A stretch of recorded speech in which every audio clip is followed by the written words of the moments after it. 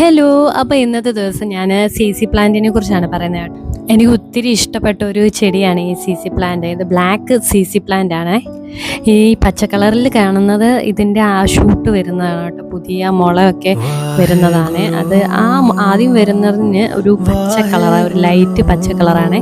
പിന്നെയാണ് നമുക്ക് അത് ഒരു ഡാർക്ക്, അത് മൂത്ത് ഇച്ചിരി കഴിയുമ്പോഴൊക്കെയാണ് അതിനൊരു കറുപ്പ് കളർ വരുന്നത്.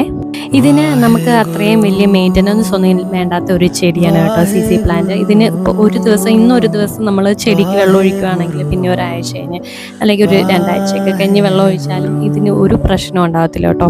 ഇതിന് ഞാൻ അങ്ങനെ വളമൊന്നും ഇട്ടിട്ടില്ല. നമ്മൾ ആ പടിച്ചിട്ട് കുറച്ച് ചാണപ്പൊടിയും അതൊക്കെ തന്നെ കരിയിലയും ചകിരിച്ചോറും ഒക്കെ മണ്ണിൻ്റെ കൂടെ ഇട്ടിട്ടുള്ളൂ. അല്ലാതെ വേറെ ഒന്നും ഞാൻ ഇട്ടിട്ടില്ല. ഇതിപ്പോൾ എൻ്റെ കൂടെ സഹവാസം തുടങ്ങിയിട്ട് 2 വർഷമായി കേട്ടോ. ഇതിന് ചെറുതായിട്ടിരുന്നപ്പോൾ ഞാനൊന്ന് വാങ്ങിച്ചത് ഇപ്പം ഇത്രയും വലുതായി. 2 വർഷം കൊണ്ടാണ് എനിക്ക് ഇത്രയും വലുതായി കിട്ടിയത് കേട്ടോ.